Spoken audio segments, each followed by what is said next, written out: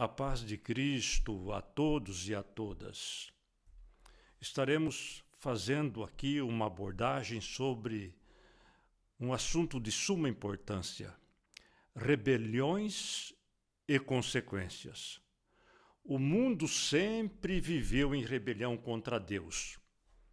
Além dos relatos bíblicos, a história registra a existência de um paganismo generalizado em muitos países do mundo, cujos efeitos penetraram, inclusive, nos meios religiosos. A verdade foi e é lançada por terra, a luz profética é ignorada. Como resultado da desobediência, o ser humano ele tem decidido o seu próprio destino. Ele não permite que Deus seja a sua direção. Examinando alguns textos bíblicos, e é o que eu irei fazer neste momento, já são o suficiente para entender que a rebelião que começou no céu, ela se intensificou no planeta Terra. Nós podemos verificar. Na criação do mundo, Deus deu um paraíso para o homem e para a mulher. Mas foi trocado pela cobiça de ser igual a Deus. E a humanidade está pagando pela consequência do pecado, porque ela se tornou escrava do pecado. Da mesma sorte, Deus abençoou e santificou o sábado para que o ser humano se regozijasse com a criação de Deus e reconhecesse a soberania de Deus sobre o mundo e sobre o cosmos. Mas os homens preferem o dia do sol, criado pelo paganismo. Por outro lado, Deus instituiu o matrimônio indissolúvel para dar segurança à família e para a felicidade dos filhos. Mas os seres humanos preferem o divórcio. É o que nós estamos vendo em nossa sociedade. Deus enviou Jesus Cristo para salvar o mundo, mas os homens o rejeitaram e o crucificaram. Deus prometeu a vida eterna a todos que crerem, mas muitos preferem a reencarnação e ficar retornando eternamente a este mundo de pecado. Nós observamos essas constantes rebeliões e muitas outras, como podemos citar aqui pelo menos mais um exemplo entre tantos outros. Jesus Cristo prometeu que ao retornar, a sua presença será visível e pessoal. Mas estão pregando arrebatamento invisível, o secreto. Creio que existem vários motivos para que Deus destrua o planeta Terra em conformidade com os registros do Apocalipse, capítulo 11, versículo 18. Porque a humanidade vive um estado de rebelião contínua por meio da desobediência aos princípios contidos na Bíblia Sagrada. Esta situação ela afeta a vida espiritual e a natureza. Diante destes aspectos iniciais que acabamos de proceder, eu irei fazer uma leitura no terceiro capítulo da segunda carta do apóstolo Pedro, os primeiros 7 versículos do capítulo 3 da sua segunda epístola. Diz a palavra do Senhor: Amados, esta é agora a segunda carta que lhes escrevo.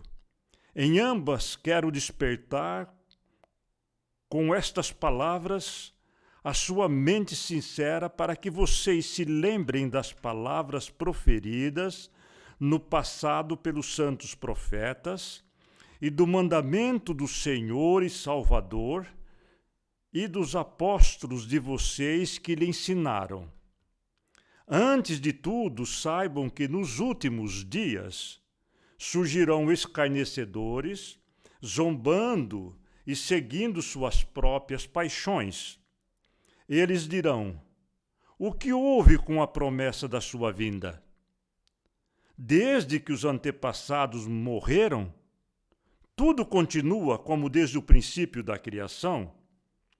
Mas eles deliberadamente se esquecem de que há muito tempo, pela palavra de Deus, existiam céus e terra, esta formada da água e pela água. E pela água o mundo daquele tempo foi submerso e destruído. Pela mesma palavra, os céus e a terra, que agora existem, estão reservados para o fogo, guardados para o dia do juízo e para a destruição dos ímpios. Esta leitura profética que nós acabamos de realizar no capítulo 3, nos primeiros 7 versículos, é uma mensagem profética. O apóstolo Pedro ele faz uma advertência e, ao mesmo tempo, ele procura despertar o ânimo sincero da Igreja de Cristo, daquela geração e das gerações futuras, para crerem nas mensagens proféticas. O conteúdo profético contido no texto enfatiza 2 questões básicas: não se esquecer das profecias e não se esquecer dos mandamentos de nosso Senhor Jesus Cristo. Existem razões para estas 2 advertências. Além do descrédito atribuído à palavra de Deus ainda na era apostólica, as gerações futuras, principalmente nos últimos dias, também iriam desobedecer a Deus e colocar em dúvida as promessas divinas. A outra questão é que entre os conhecedores das profecias já haviam aqueles que estavam questionando as promessas divinas, porque o tempo estava passando e tudo permanecia igual desde o princípio da criação. Hoje, muitas pessoas também não creem que haverá um fim, pelo menos nas condições que a Bíblia relata, pelo menos nas condições que a Bíblia Sagrada nos ensina. Eles até creem que haverá um fim, a própria ciência, mas de uma outra forma, não a forma como está profetizada nas Sagradas Escrituras. Por quê? A mentalidade do secularista, do naturalista, do pagão, são confusas. Não conseguem perceber qualquer coisa no cumprimento daquilo que as profecias apostólicas predisseram por meio do que as Sagradas Escrituras nos revela e por meio dos ensinamentos de Cristo. E são muitos as evidências dos cumprimentos das Sagradas Escrituras em suas mensagens proféticas. O descrédito com relação às Escrituras abriu um debate sobre a origem da vida e a criação do mundo. Como consequência, as pessoas deixaram de dar atenção ao juízo divino. A profecia que nós acabamos de ler enfocou com precisão o tempo que nós estamos vivendo. Muito mais amplo do que aqueles que eles já viviam. Hoje é extremamente questionado pela ciência, pelos evolucionistas e até pelos meios religiosos, quanto à origem da vida e à criação. Quanto ao juízo divino, nem entra em debate. Por quê? A partir do momento que se questiona a origem da vida, a partir do momento que se questiona a criação, nos moldes que estão registrados na Bíblia Sagrada, o juízo divino perde a importância. É desconsiderado. E as palavras proferidas pelo apóstolo Pedro continuam advertindo a geração presente e as gerações futuras. A mensagem profética, ela chama a atenção das pessoas que estariam vivendo principalmente no tempo do fim, por causa do descaso diante do iminente juízo de Deus e do retorno de Cristo.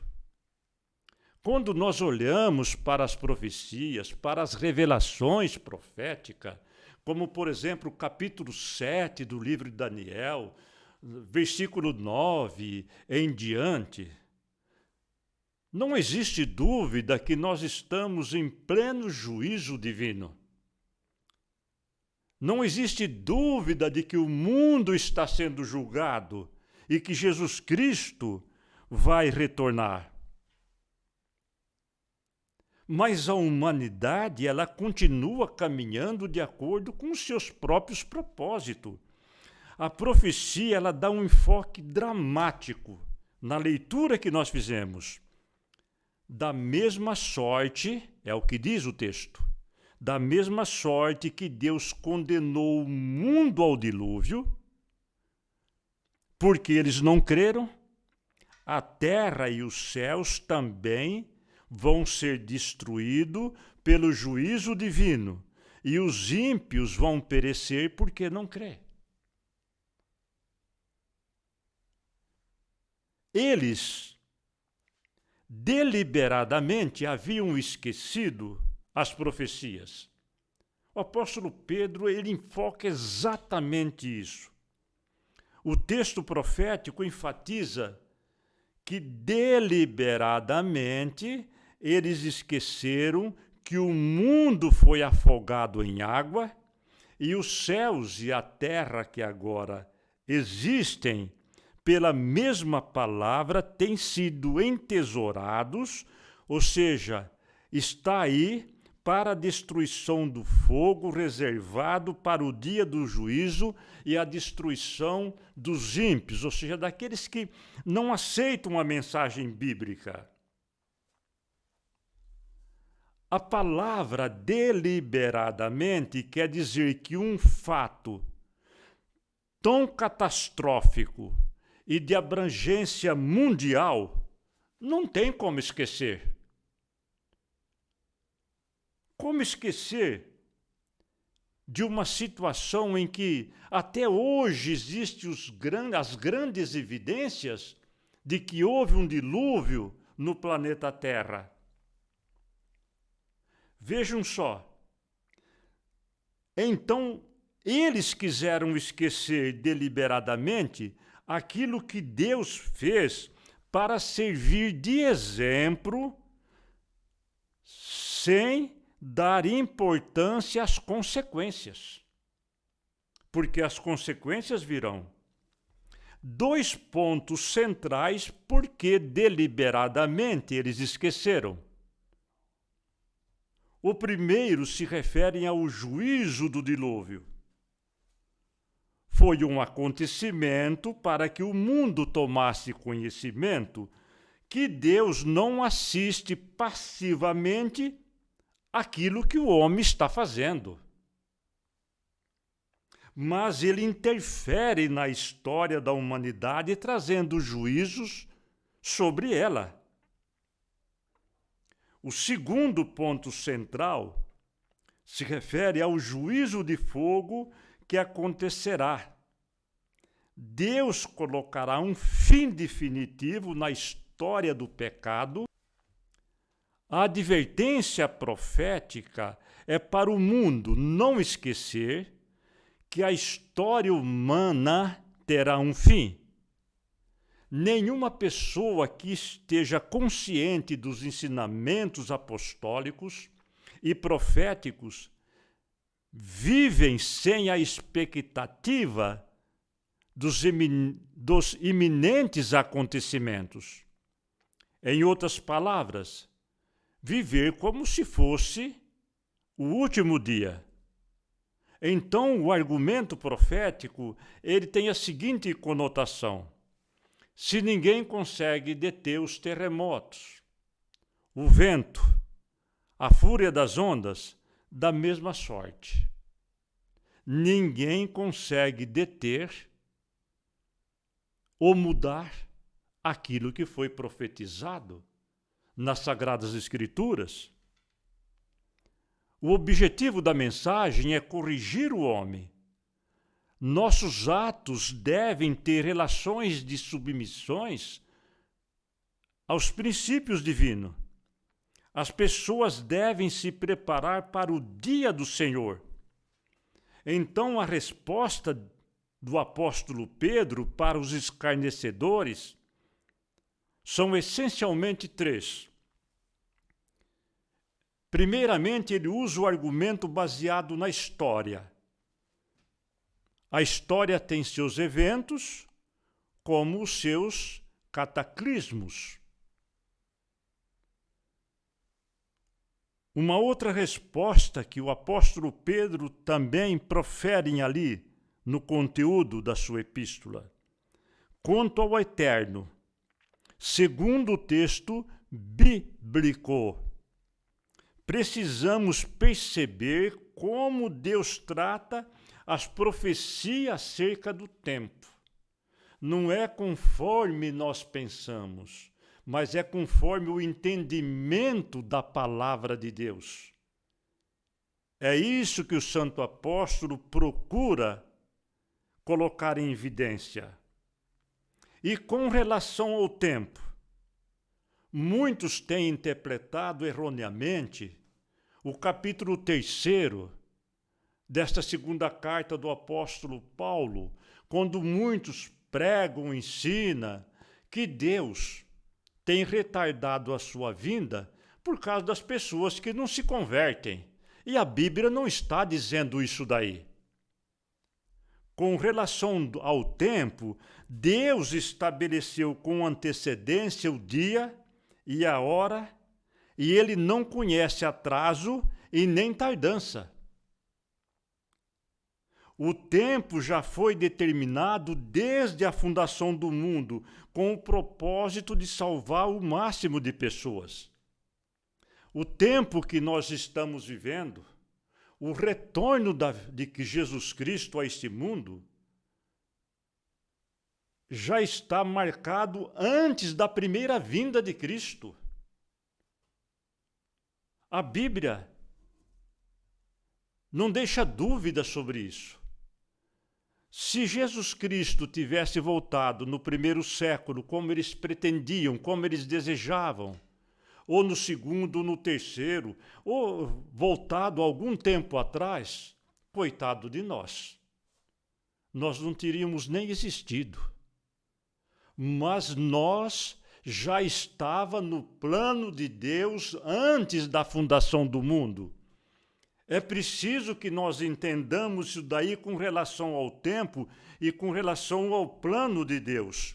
Não importa que aparentemente, não seja possível ver nenhum sinal de mudança. Tem pessoa que não consegue ver mesmo diante de todas as evidências que estão sendo destacadas no dia a dia, no mundo e no nosso cotidiano. Os cristãos, independente de qualquer coisa, têm que colocar a sua confiança nas predições proféticas. É isto que o santo apóstolo está pedindo. E viverem atentamente como se fosse não apenas os últimos dias, mas como se fosse o último dia. Como no início eu fiz uma ligeira abordagem sobre as rebeliões, e eu quero também fazer aqui uma abordagem sobre as consequências das rebeliões, que nós sabemos que são muitas, mas eu quero trazer algumas perante vocês. Começando, por exemplo, os anjos que entraram em rebelião contra Deus nos céus. Eles foram expulsos dos céus, estão condenados ao juízo final e serão mortos no lago de fogo. É o que a Bíblia nos revela com todas as letras. Adão e Eva foram expulsos do paraíso e Deus disse: maldita é a terra por tua causa. Isso é consequência. Com sofrimento você se alimentará dela todos os dias da sua vida e ela lhe dará espinhos e ervas daninhas. Isso não existia. Mas a terra se tornou maldita por causa do pecado. E até hoje nós vivemos a consequência da rebelião, aliás, que nós também estamos participando. Cada vez que nós negligenciamos a palavra de Deus num único mandamento, isso é uma rebelião contra Deus. Um outro fato interessante da consequência da rebelião, a humanidade quase entrou em extinção pelas águas do dilúvio. Sobraram apenas 8 pessoas, porque Deus não quis extinguir toda a criação, muito menos a humanidade. Mas o que Noé e os filhos deles fizeram logo depois do dilúvio, prova que somente a graça de Deus fez com que eles tivessem a bênção de sobreviver ao dilúvio. Sodoma e Gomorra e muitas outras cidades vizinhas ali, creio que mais 5 cidades, foram destruídas pelo fogo eterno. O que isso revela para nós? Há um limite de tolerância da parte de Deus. Nós devemos perceber isso daí. O povo de Israel ficou retido 40 anos no deserto, peregrinando, girando em volta e voltando sempre por ali. 40 anos. E mais da metade deles não entrou na terra prometida, mas pereceram enquanto peregrinaram. Eu estive naquela região do Oriente Médio, Egito e outros países, Israel, na península de Sinai, no Monte Sinai, no deserto de Saara. Enquanto eu estive lá, eu consegui assimilar um pouco o que é viver no deserto, mesmo com toda a tecnologia de hoje. Eles caíram, pereceram no deserto sem ter um sepultamento digno por causa da rebelião. E digo a todos, a Bíblia adverte que status religioso não garante absolutamente nada. O que quer dizer isso? Está em 1 Coríntios capítulo 10, versículo 1 ao 5. Porque existem pessoas que se sentem abrigada e segura por estar numa igreja, por participar da igreja. Isso é importante, sim. Eu vivo em igreja, participo em igreja e gosto da igreja. A vida toda. E eu me procedo assim e vou me proceder até o último dia que eu estiver aqui. Mas eu vou aqui ler aquilo que a palavra de Deus fala. Então o texto sagrado de 1 Coríntios, capítulo 10, versículo 1 ao 5, diz: porque não quero, irmãos, que vocês ignorem o fato de que todos os nossos antepassados estiveram sob a nuvem e todos passaram pelo mar. Em Moisés, todos eles foram batizados na nuvem no mar. Todos comeram do mesmo alimento espiritual e beberam da mesma bebida espiritual, pois bebiam da rocha espiritual e que os acompanhava, e a rocha era Cristo. Contudo, Deus não se agradou da maioria deles. Por isso, seus corpos ficaram espalhados no deserto. O versículo 11 diz o seguinte: essas coisas aconteceram a eles como exemplo e foram escritas como advertência para nós sobre quem tem chegado o fim dos tempos. Observem o que eu acabei de dizer. A Bíblia adverte que status religioso não garante absolutamente nada. Quer mais contato do que aquela geração de Israel teve com Deus? Os sinais miraculosos no Egito, a passagem no Mar Vermelho, por terra seca, o fogo que descia no santuário, a voz de Deus que eles ouviram. Chegaram a pedir a Moisés: Moisés, fala tu com Deus e depois você nos orienta. Porque temeram em ouvir a voz de Deus, temeram em perecer. Bebiam da água que virtia da pedra, e a pedra era o símbolo de Cristo.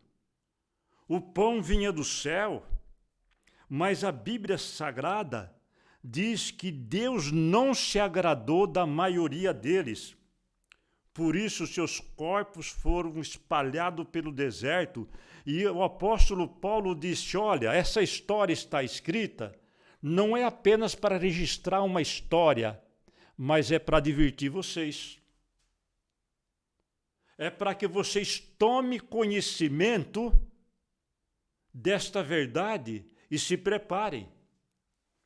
Não é porque eu tenho uma igreja, porque eu sou batizado, porque eu frequento o culto, porque eu participo da comunhão, porque eu prego, que isso vai me garantir.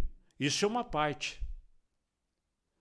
Mas Deus olha para a minha e a tua vida secreta, aquela que você vive no dia a dia, aquela que nós vivemos no cotidiano. E eu quero, então, neste momento, proceder algumas considerações finais. Eu digo a todos vocês, o tempo que nós estamos vivendo, este é um tempo kairos. Ou seja, no grego, crono, é o tempo que nós contamos normalmente, janeiro, fevereiro, este ano, o ano que vem, o dia, e assim por diante. Mas o tempo no grego, kairos, é um tempo específico dentro do tempo que nós estamos vivendo. Então eu digo, o mundo vai ser surpreendido não por falta de advertência, mas por sua negligência. Jesus Cristo, em Lucas 12:40, o apóstolo registrou: estejam vocês preparados, porque o Filho do Homem virá na hora que vocês não esperam. Não fique esperando sinais sobrenaturais. Cristo advertiu: estejam preparados, porque eu vou surpreender vocês. A hora que ninguém espera é o momento que eu retorno. Foi assim nos dias de Noé. Está lá em Mateus 24, 37 e 39. Noé pregando e eles faziam tudo o que estava acostumado a fazer. Até o dia que Noé entrou na arca. E eles não perceberam. Veio o dilúvio e levou a todos. E Cristo disse: vai ser igualzinho no dia da minha vinda. No dia que eu retornar. Isso é preocupante. Gente, igreja, irmãos e irmãs, ouvintes da palavra de Deus, você que estará assistindo esta pregação profética, vejam só, antes de Noé fechar a arca, houve muitas evidências de coisas sobrenaturais, de que algo iria acontecer. Olha, os próprios animais foram para a arca passivamente. Leão, tigre, urso, serpente, todos animais bravos. Nós podemos dizer, ou você pensar, mas foram os anjos que levaram. Não importa se foram os anjos. O que importa é que eles foram passivamente. E se eles foram passivamente, era uma grande evidência que algo sobrenatural estava acontecendo. Vejam só, eles foram para a arca sem ser buscados humanamente falando. A porta da graça estava aberta, era só entrar. Os animais entraram, mas os homens não entraram. Perceberam? E a Bíblia diz, Apocalipse 11, 18, que atualmente as nações se enfureceram e tramam coisas vãs. Fazem oposição à obra de Deus e ao povo de Cristo. E a palavra bíblica diz que é tempo de destruir os que destroem a terra. A destruição do planeta Terra é uma das grandes evidências que nós estamos vivendo. E muitas outras. E essa expressão abrange tanto a esfera física como espiritual. A rebelião humana, ela é tão grande que já não se sabem quem é homem e quem é mulher. Vocês entendem o que eu estou falando? Estamos em pleno julgamento. É um tempo kairos. É um tempo específico que nós estamos vivendo. E a porta da graça vai fechar. Por isso, nós temos que lutar diligentemente por aquilo que nós recebemos e por aquilo que nós vamos receber. Combater o bom combate da fé. Lutar. E eu concluo com as palavras do apóstolo Judas. Ele disse: amados, eu me senti obrigado a corresponder convosco. Olha só. Ele escreve e diz: amados, eu me senti obrigado a escrever para vocês. E ele está falando isso para nós. Ele está falando isso com você. Amado ou amada, eu me senti na obrigação de corresponder, de escrever para você.